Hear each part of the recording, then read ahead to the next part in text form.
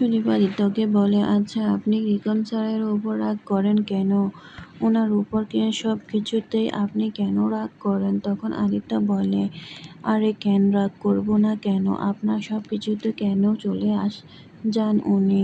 কখনো হসপিটালে চলে যাচ্ছে, কখনো আশ্রমে চলে যাচ্ছে। অদ্ভুত লোক একটা। আর কোনো কাজ নেই নাকি? কেমন মানুষ একটা, বিরক্তিকর। তখন সুদীপা বলে, আপনাকে ওনাকে নিয়ে আর ভাবতে হবে না। তখন আদিত্য বলে, কেন?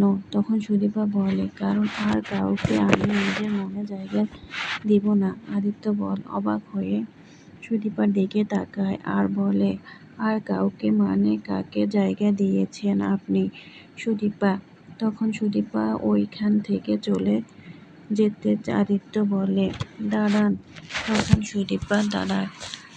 আদিত্য বলে, সুদীপা পথ আটকিয়ে বলে, বলুন আদিত্য। তখন সুদীপা বলে, বললাম তো পরে বলবো। আদিত্য বলে, এক্ষুনি বলুন কি হলো, বলুন কাকে জায়গা দিয়েছেন? তখন সুদীপা বলে, বড়মা। তখন আদিত্য সরে গিয়ে বলে, হ্যাঁ বড়মা।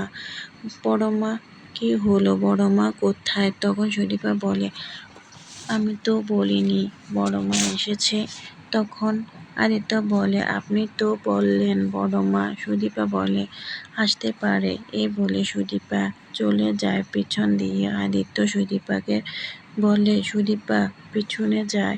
অন্যদিকে বড়মা অব্রকে বলে, অব্র শোনো, অব্র কথাটি শোনো। অব্র ঘরে গিয়ে দরজা দিয়ে দেয় আর সুদীপা ওখানে দাঁড়িয়ে যায়।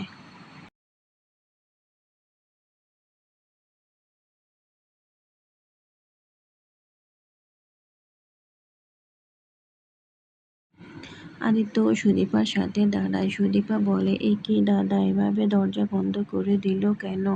তখন পরমা বলে, তোমার কি সুদীপা, আর তুমি কে এই বিষয়ে কথা বলার? তখন সুদীপা বলে, না মানে কিছু কি হয়েছে? তখন পরমা বলে, সবাইকে বশ করতে চাও তাই না? একটা কথা মনে রেখো, আমি কিন্তু তোমার পাদে পা দেব না। আর আমার কিছু হয়েছে না হয়েছে সেটা তোমাকে কেন বলবো? কে তুমি আমার? কখন? সুদীপা বলে, পরমা তুমি শান্ত হও, এভাবে তুমি হাইপার হইও না। তখন পরমা বলে, শোনো, এ নিয়ে তুমি আমার সাথে আর কথা বলবে না। আমি কিন্তু তোমাকে ছেড়ে কথা বলবো না। তখন আদিত্য বলে, পরমা তুমি আমার স্ত্রীর সাথে এভাবে কথা বলতে পারো না। তখন পরমা বলে, আদিত্য তুমি আমাকে চুপ করতে বলছো? আমাকে তোমার নিজের লজ্জা করে না তাই না? তখন আদিত্য বলে, আমার লজ্জা করবে কেন? লজ্জা তো তোমার করা উচিত। তখন সুদীপা বলে, মিস্টার চৌধুরী থামুন, পরমা থেকে যাও। তখন অব্র অসহ্য হয়ে বেরিয়ে আসে। দুই ভাইয়ের মধ্যে দ্বন্দ্ব লাগে। তখন সুদীপা পরমাকে বলে, চলো তুমি আমার সাথে। আমাদের জন্য দুই ভাইয়ের মাঝে কেন দ্বন্দ্ব হবে? আমরা নিজেদের ঝামেলা নিজেরাই সলভ করবো। চলো তুমি আমার সাথে চলো।